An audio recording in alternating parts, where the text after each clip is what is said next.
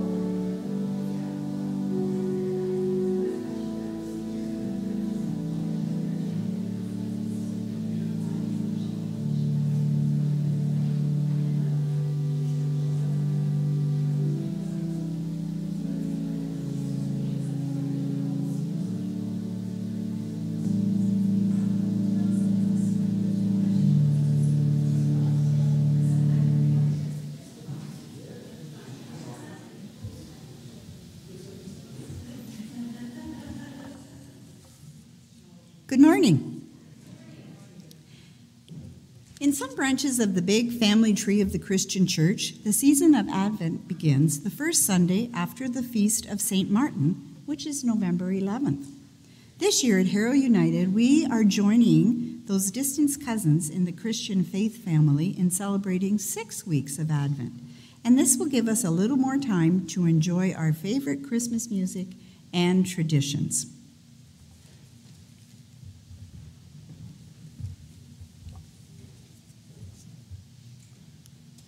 Good morning. I'm just giving this one a chance to get. The little blue lights have to come on. How's that?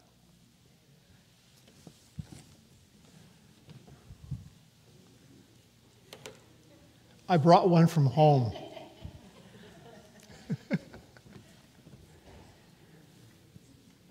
The days grow shorter and the dark of night is upon us sooner.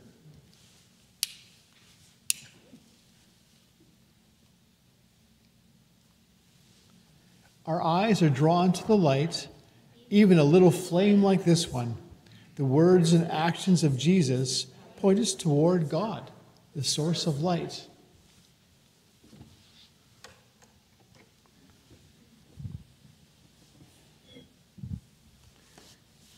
So do you remember what happens with this? We ring it once, and we have some silence, and we breathe in God's love and breathe out God's love. Do that like 3 times. Quiet. Enjoy that for a moment. And then we ring it again. So do you want to ring the bell on the bowl this morning?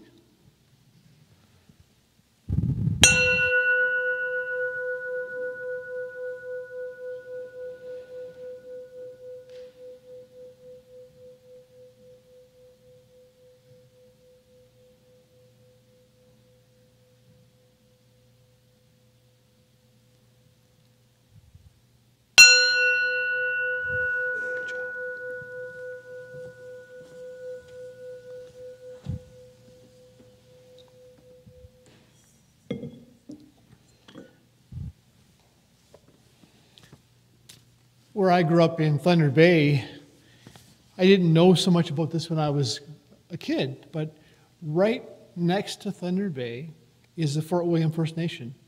And actually, my dad now lives on the nation on a rented trailer space. But the Fort William First Nation people are Anishinaabe.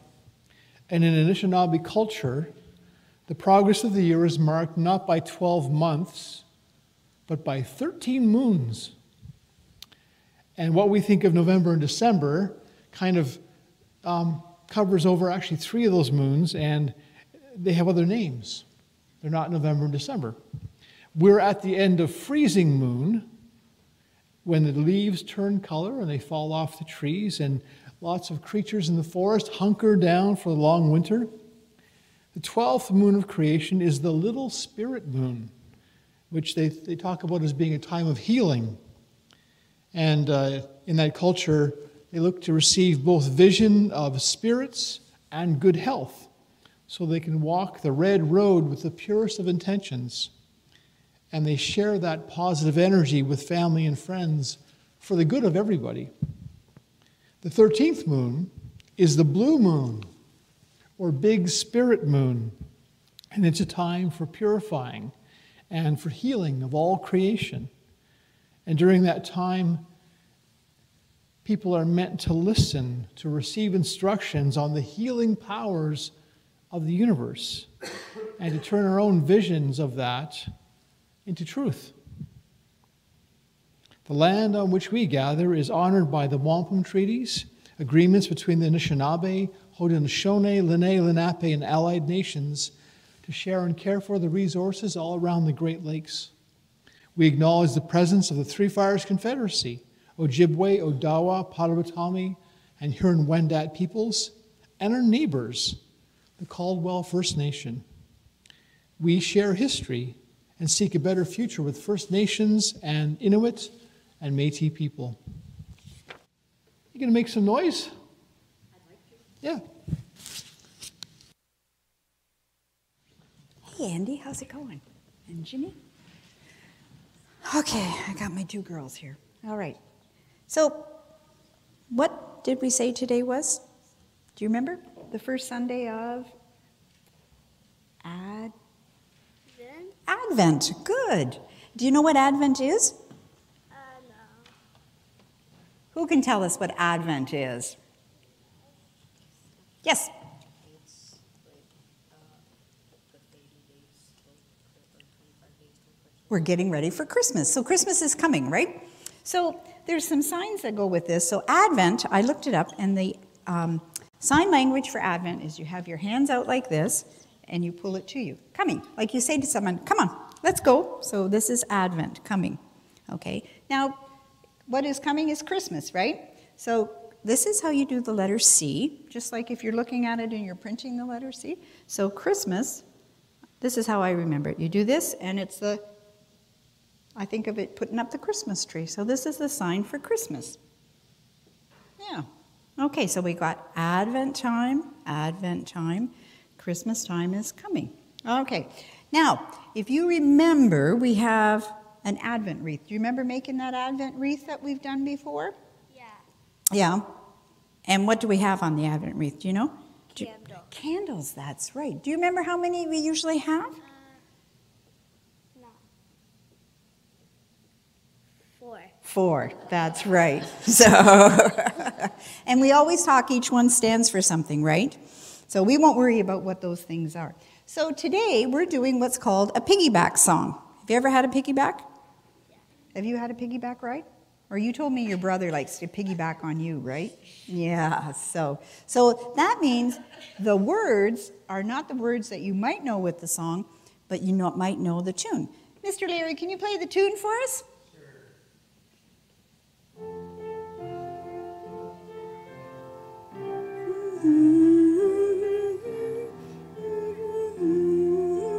Do you know that tune?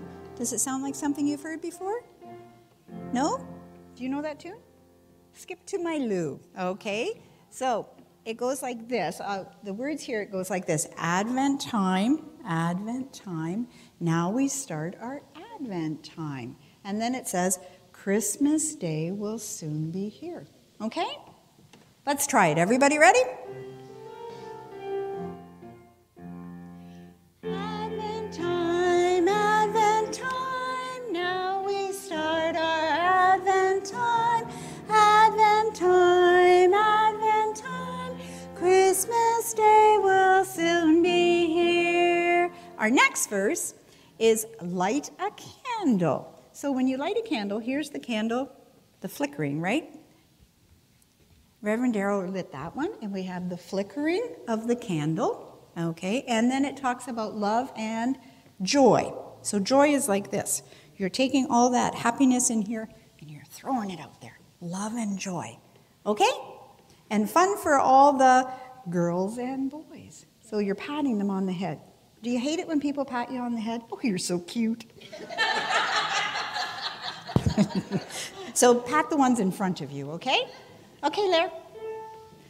Advent time, light a candle, hope and joy. Advent time, fun for all the boys and boys. And our next verse, and we know these ones already. Let's keep going, okay? Advent time, peace and love, hope and joy for Advent time. As we wait for Christmas Day, learn about the Jesus way. Good job. And I think we're going to sing that for a few weeks as we get ready for it. Okay. We'll trade. Thank you. Are you even ready to think about Christmas coming? Yes, no.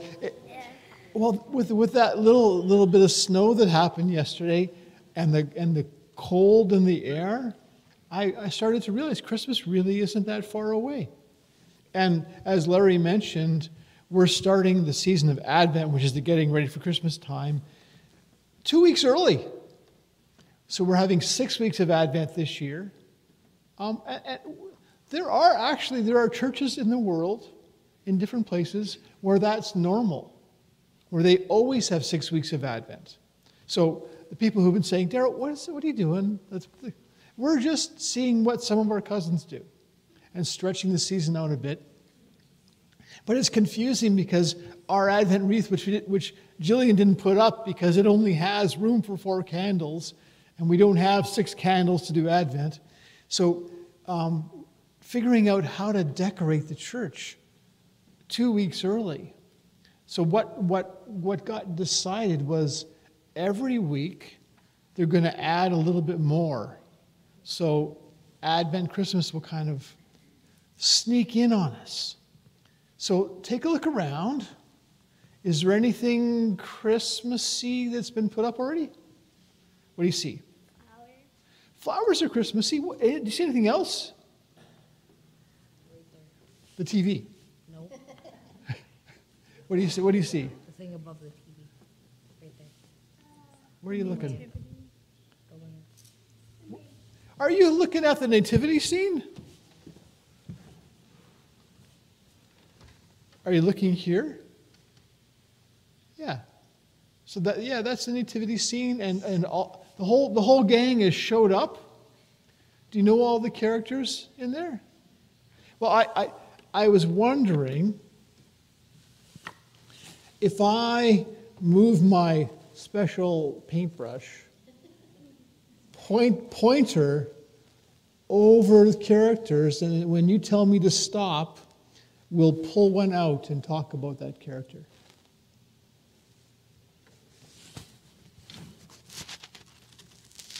Where should we stop? Here?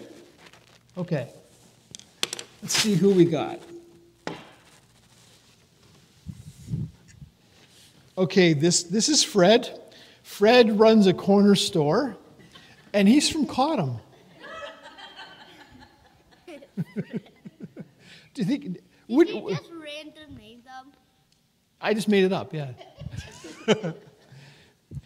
Because you're supposed to say, oh no, that's not right. Okay, this is Fred. He's from Cottam. Oh, no, that's not right. Oh, that's not right. No, actually, I think I can tell because this person's carrying something. Looks like he's got a gift. In the story of Jesus being born, who brings gifts to Jesus? Fred? Desert people. Desert people. Actually, that's pretty good because they ride camels, right? Fred here is one of the wise ones who travels a long way to meet the baby Jesus and bring gifts. Sometimes they're called wise men. Sometimes they're called magi. And in some Christmas songs and stories, they call them kings. Have you heard We Three Kings? And with that hat Fred's wearing, it could be like a special hat or even like a crown. It looks like a crown. So the stories are kind of mixed together. Is this guy a king or is he a wise one? There's different stories.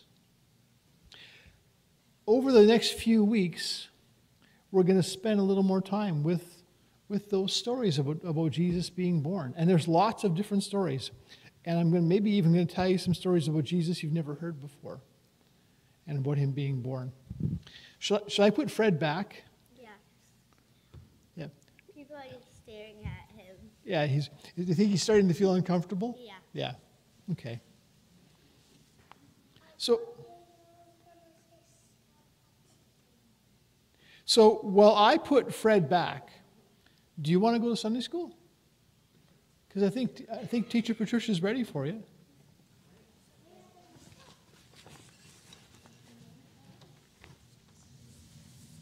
Our faith community is a gathering of people who seek to follow the way of Jesus.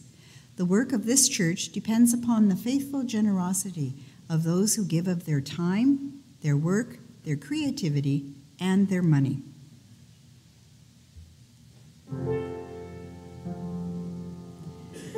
Give thanks with a grateful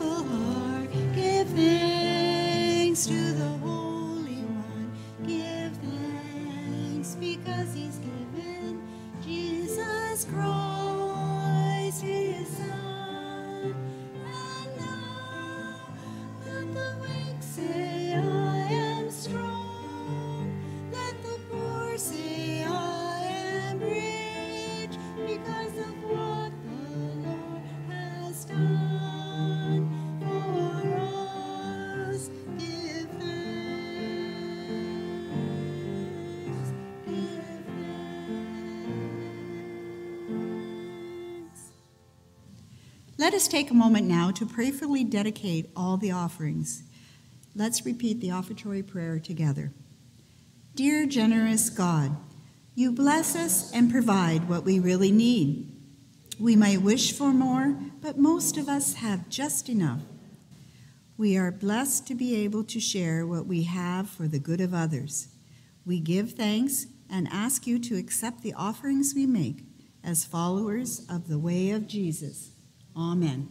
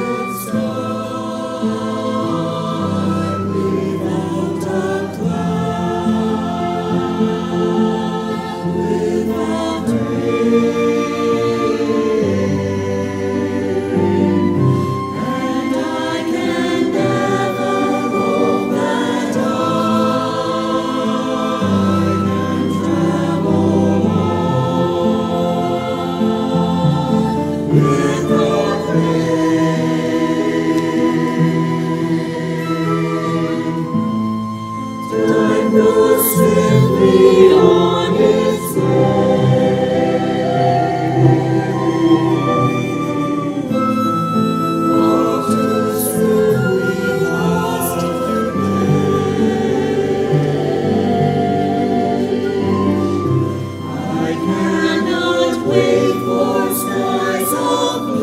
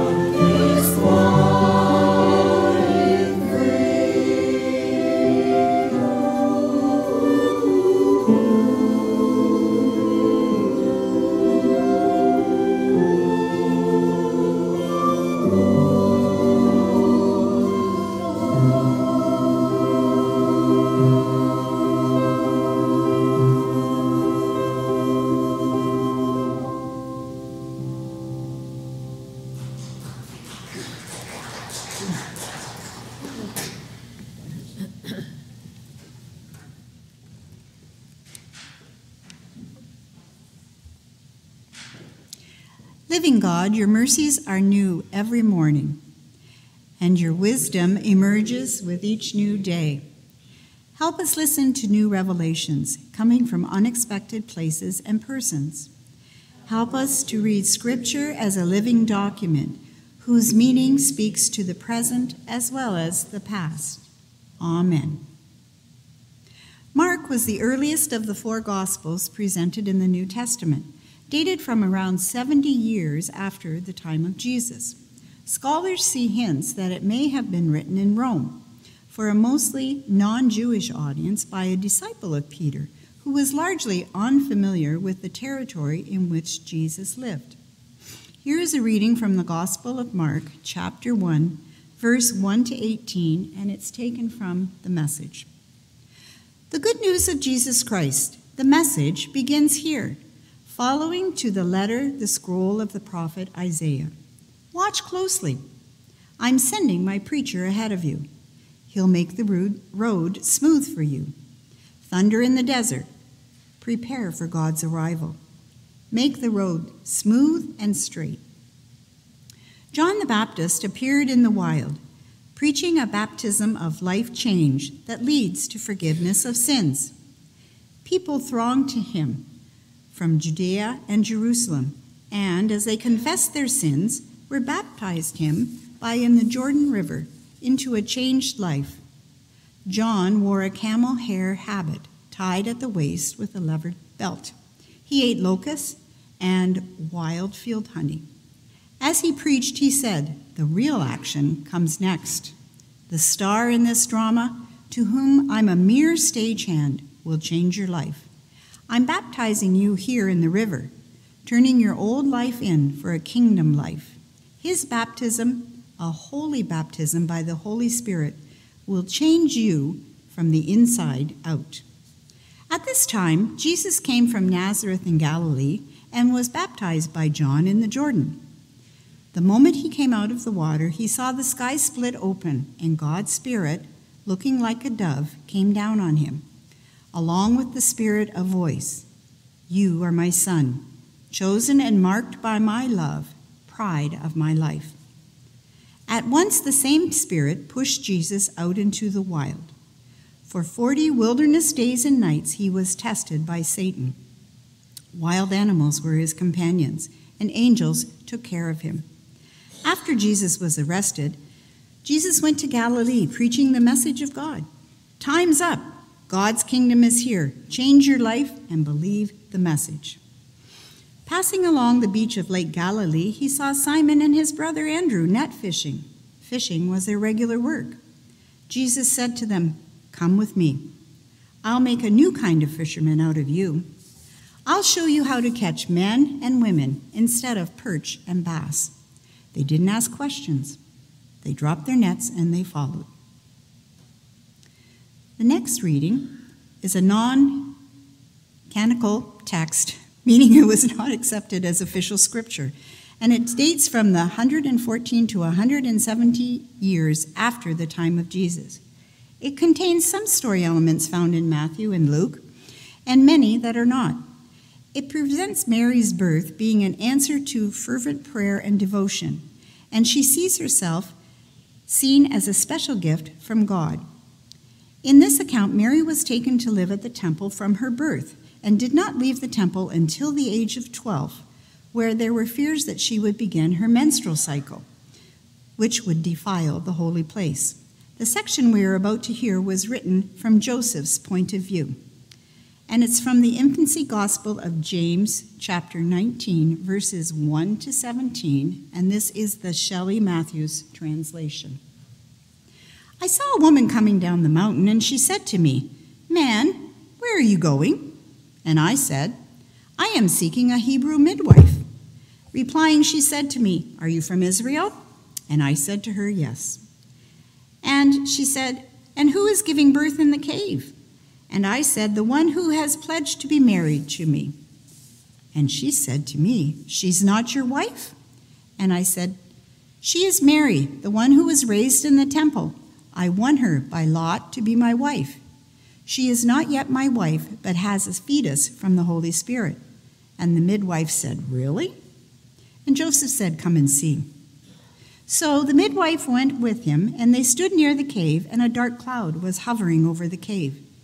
And the midwife said, "My soul glorifies this day, for today my eyes have seen a miracle. Salvation has come to Israel." And immediately the cloud withdrew from the cave, and a great light appeared in the cave, so that their eyes could not bear it. And a little while later the same light withdrew until an infant appeared. And he came and took the breast of his mother Mary. And the midwife cried out and said, "How great this day is for me, for I have seen this new miracle."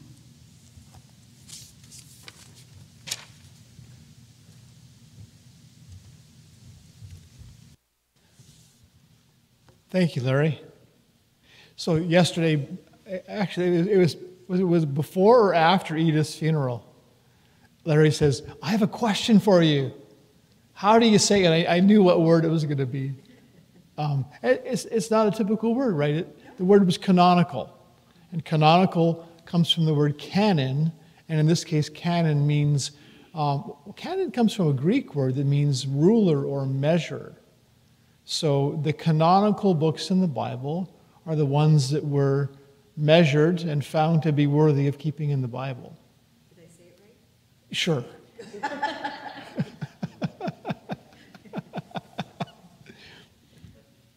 Had you heard that story before that Larry just read from the infancy gospel? It's probably good we had a nurse to say things like menstrual cycle and fetus. Also, those are also not words you typically hear in Scripture or in church for that matter. Good job. Yeah. On a different topic, what kind of a different topic? Imagine if all of us together, we were asked to be a committee of the church, and we were given a particular task, which would be, we get to choose all the hymns for a new hymn book. Or it might just be like a digital resource, but it would be the hymn book that would be for the whole United Church of Canada. Big job. How would we pick? Would we just pick our favorites? Ones we already know? Would we put any new ones in there we hadn't heard before? Would we pick ones that said the things about God and Jesus and the Holy Spirit and the church that sounded right to us? Would we pick stuff that maybe challenged us a bit? Or would we want just to be comforted? Would we pick only hymns that lifted us up? Would we let sad songs in the book? Would we pick the ones that suited our politics? For example, if we left out the hymns that talk about feeding the hungry and comforting the sick, what would that say about us? Every year when it comes around to the season of creation, and I'm trying to pick hymns that remind us about our duty, our responsibility to care for the earth, I notice there are lots of hymns about how beautiful the world is and what a gift it is, and good job, God. But there's not a whole lot in our hymn book about we should take care of it. So whoever picked those hymns, their choices said something about what they thought was important and what they didn't think was important. But then, should we be making these choices about the hymns based on the lyrics? Maybe it's going to be all about the bass. The musical setting might influence what goes in and what stays out. If we were working on this together around a big table, would we only pick hymns in our first language? Would we include pieces from other cultures? As we're leafing through these piles of scores of hymns from all the ages, what do we do when we start reading lyrics and we notice that they're racist or sexist or reflect only certain ways or views of what humans are? How do we choose? Picking what would go into this brand new hymn book that doesn't exist yet would be an enormous challenge. And there would be room for argument. There would be room for controversy and politics because, well, it'd be us doing it. We're humans. We'd have strong opinions. And I suspect we wouldn't all have the same opinion. So imagine that instead of it being a hymn book, we had to pick which text got in the Bible. The Bible's more like a library than a book. Have you heard that before? That it's actually a collection of books. It's a collection of smaller volumes written by different authors at different times in history and in different places. The fact that they're all bound together between two covers can create this sense that it's always been one book. But that's not really true. They haven't always been together, and what got in and what was left out, that was a big conversation. For about the first 400 years, 4 centuries after the time that Jesus walked the earth and people had begun to try to follow the Jesus way, there was no Bible. People didn't have that. They didn't even have the Jewish scriptures all in one book. That took some time too. Well, part of this was because most people couldn't read and they couldn't write. And if they could, written documents themselves were a tremendous luxury. Paper or vellum and the ink and the scribe's tools were all expensive. And if you couldn't do the copying yourself, you had to hire someone to make you a book. And it would take a long time, especially if they were doing it legibly. If someone asked me to do it, you'd never be able to read it because my handwriting is terrible. I would imagine it's a little bit like composers back in the old days who had to do their scores by hand. Like now when Joel's writing something, he can do it on a computer, and it's fast. He even has a program on his computer. He can play something on the piano. The computer, his phone, recognizes the notes and writes a score for him. Things are different, right? But back in the ancient world, if you wanted something written down and you wanted to give a copy of it to somebody else, someone had to do the work, scribing each letter legibly by hand. Back then, most people couldn't read or write. If there was information that needed to be passed on, stories that needed to be told, important ones, family history, or stories about Jesus, or about the community, traditions, rules, ideas that were considered important, they were told in story form. They were passed on verbally, oral culture, they call it. And that's how things were preserved. Even in the church, the bishop for a certain geographical area might be literate. That might be why they got voted in to be bishop, because they could read. But the priests and preachers and missionaries working under that bishop, most of them would be illiterate. There'd be faith communities all scattered around little towns and villages and in cities. They would have their own oral traditions, stories that they'd heard about Jesus, about the events of his life, the things he said. As time went by and education was more available, written things were more common, communities might appoint somebody to write a story down. Start collecting it before we forget. And probably some of the people writing the stories down were preachers. And you know what we're like? When I tell you a story, I include details, features that support my argument. Have you noticed that? Politicians and preachers.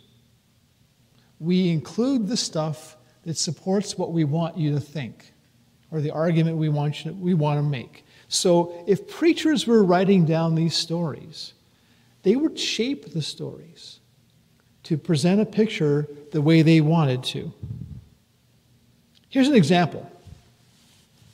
Because it's getting to be Christmas time, or we're approaching all of that.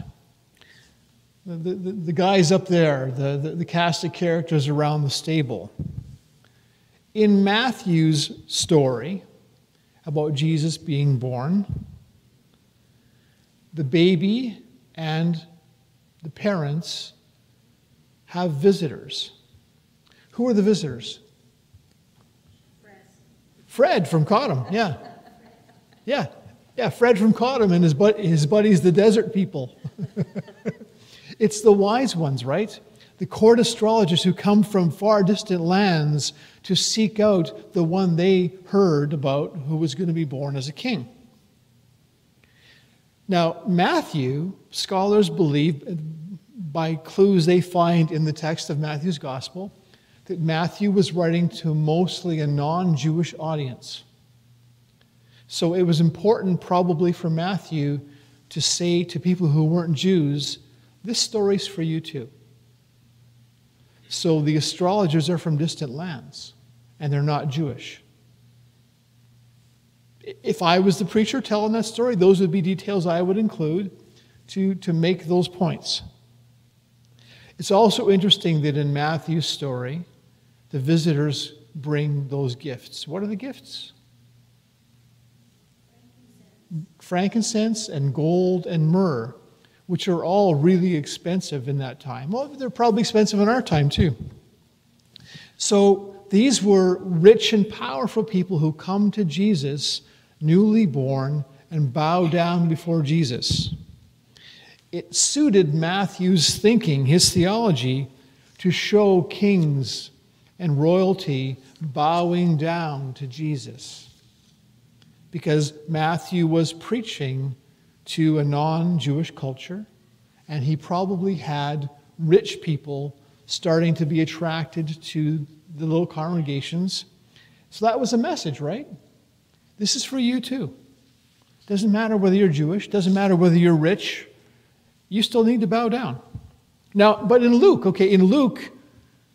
this will be easy, right? In Luke, who visits Jesus, the baby Jesus? I'll give you a hint, it's not Fred from Cottam.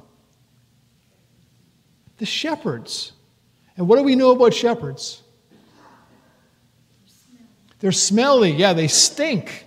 Because they work outside with the animals in the mud, and it's a lowest of the low kind of job. They're kind of like the greenhouse workers of their time. They're looked down on, but you need them. They're not respected. They're not cared for. And they couldn't even go to the temple because they were literally dirty.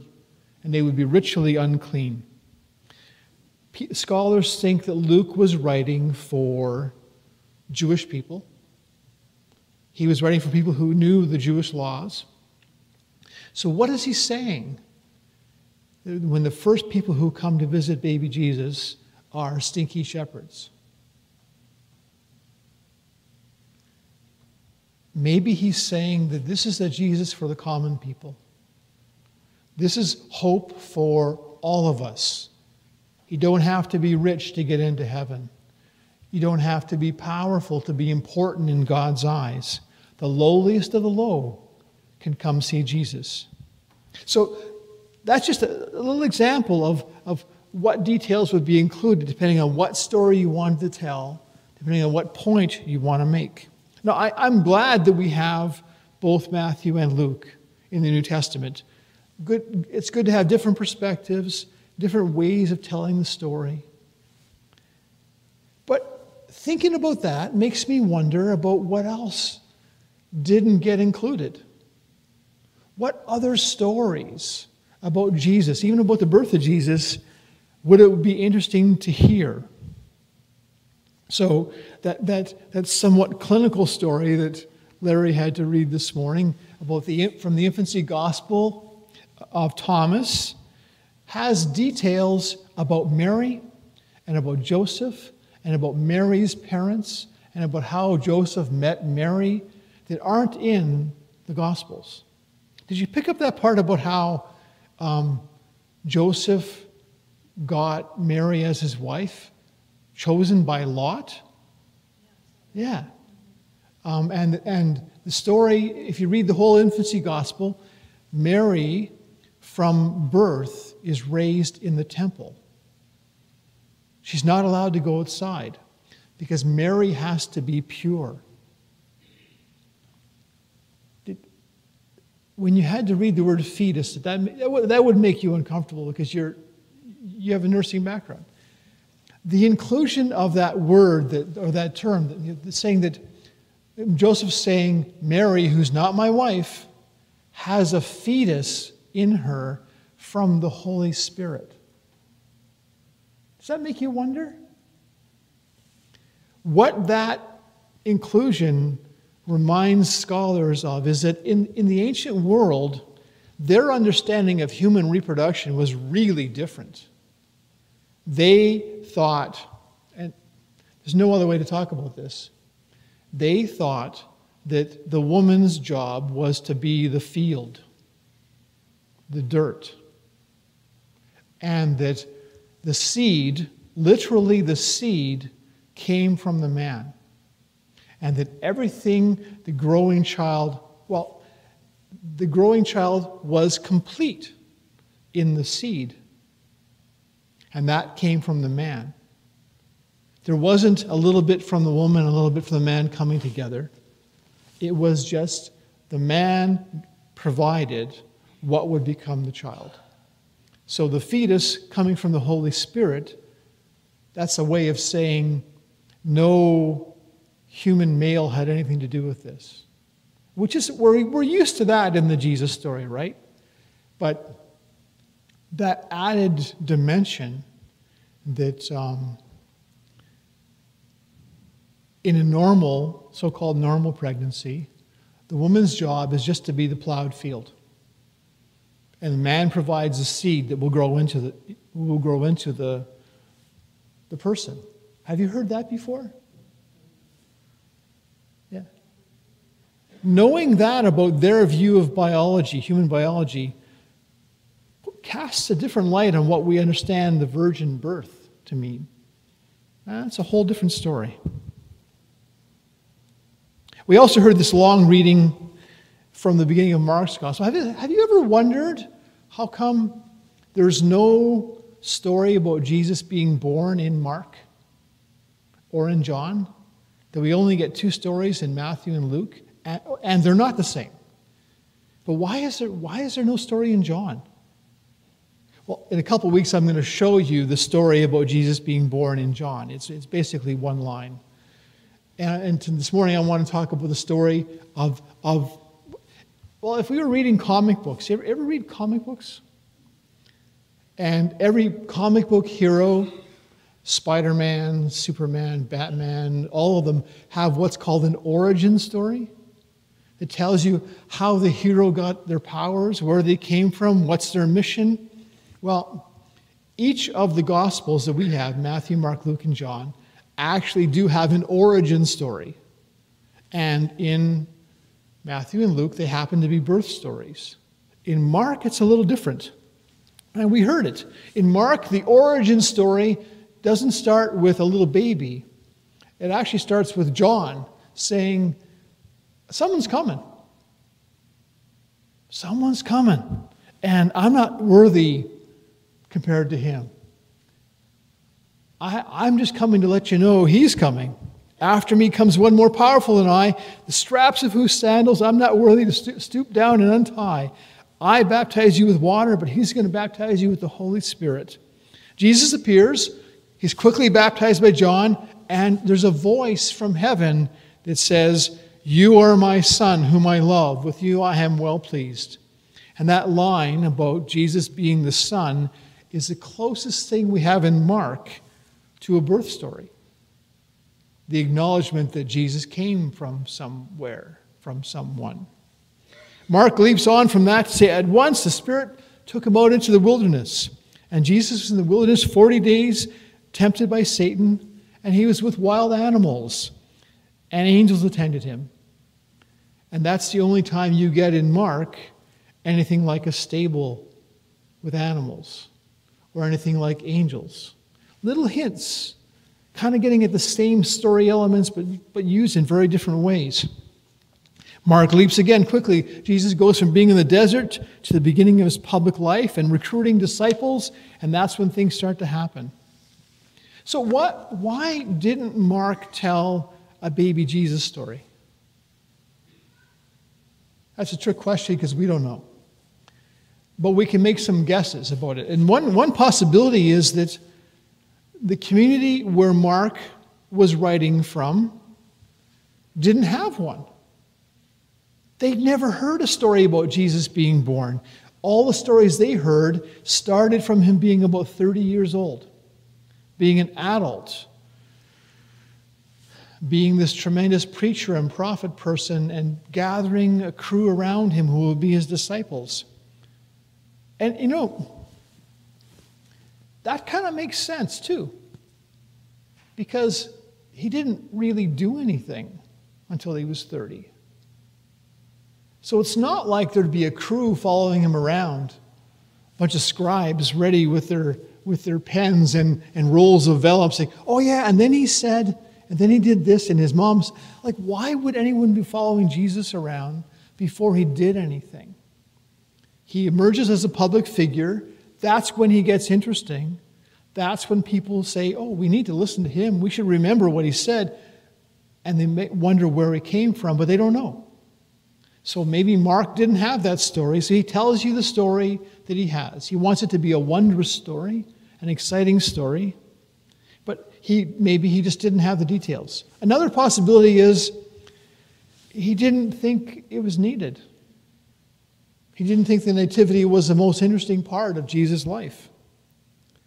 Maybe, because Mark is the shortest of the Gospels, only 16 chapters, but it's complete.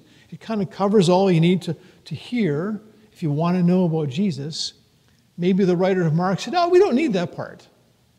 There's other ways to tell you about Jesus, to point you towards what he represents, without getting into all the details, even if you knew them. None of the Gospels that we have are complete life stories. None of them tell the whole story of Jesus' life. Each of the authors had to pick and choose what they thought was important based on what they'd heard. That's why the stories aren't the same. That's why it's also really interesting to me to think about the stories that didn't get in. Next week, I'll spend a little bit of time talking about how it was decided what got in and what didn't. And some of that process is mysterious. It was a long time ago, and there weren't records kept. But there was one bishop who said, well, of course there should only be 4 Gospels, because there are only 4 directions. There's north, south, east, and west, so there should only be 4 Gospels. Now, does that make a lot of sense? It's pretty arbitrary.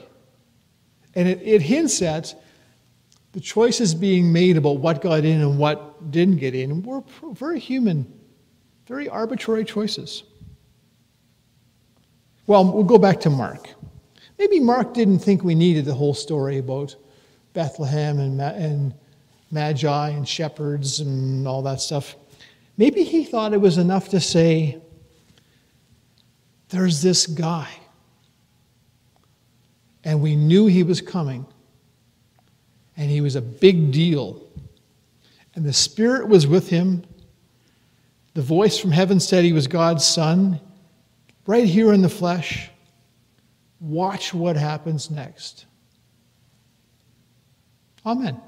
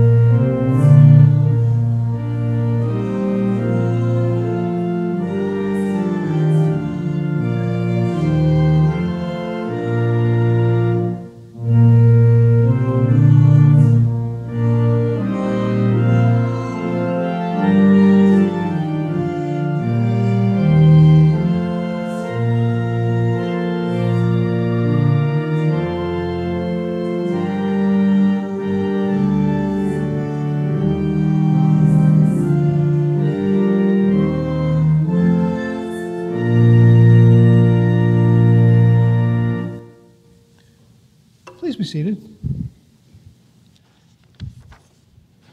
Let's open our hearts for prayer.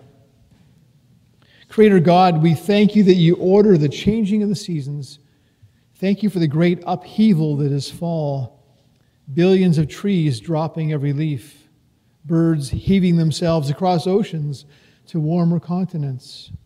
Animals burrowing, amphibians tunneling, everyone going deep to escape the coming coldness. All of this orchestrated by you. Be with us in these changing times. We pray for people without shelter or who have to choose between being warm and being fed. Give workers in social service agencies patience and compassion. Give politicians in government the will to help. Open our hearts to help our neighbors. We think of people we know who are sick with colds and flus or coping with long-term illness. Bring healing to their bodies. And there are many here who are grieving, who need your presence. They've said goodbye to someone dear, and their soul is aching. We think especially of the Woodbridge family and all who knew and loved Edith. Yet right in the midst of hard times, God, you send new life and new love. Thank you for children who turn our lives upside down in good ways. We pray for parents of young children as they navigate the changes of childhood. Give their love strength in the midst of tiredness as they face a million small, important decisions. In this season of growing darkness, bring us together as a community, neighbor helping neighbor, each looking out for each other. As we fall into winter, blanket us with your presence. Draw us deeper into your love. In this long season, help us sing your songs, songs of joy and protection. Help us to remember to look for the coming light. We pray as followers of the Jesus way. And we continue in prayer with a prayer for Ukraine. Loving God, we gather in safety and comfort, while in many places in our world, human aggression continues to threaten the homes and lives of families. We pray for all who live in fear of violence. We pray especially for an end to the war against the people of Ukraine. We pray this as followers of Jesus, who rejected the sword and who risked all for peace.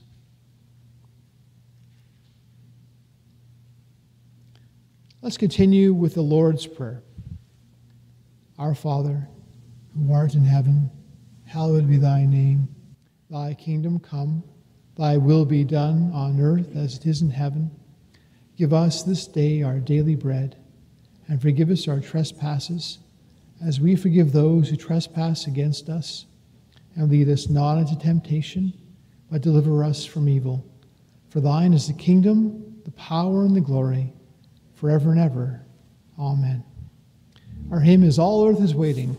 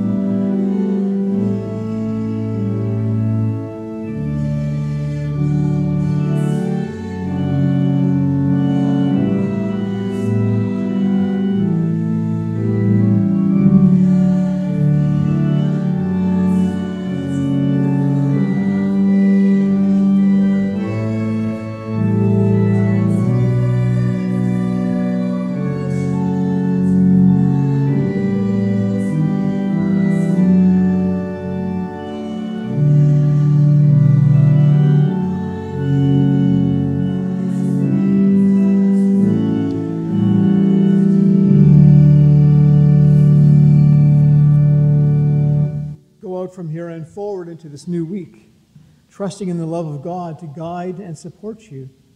Open your hearts to God's presence and your lives to God's purpose, living each day with hope and thanksgiving and with the blessing of God, maker, teacher, and source of all love. Amen.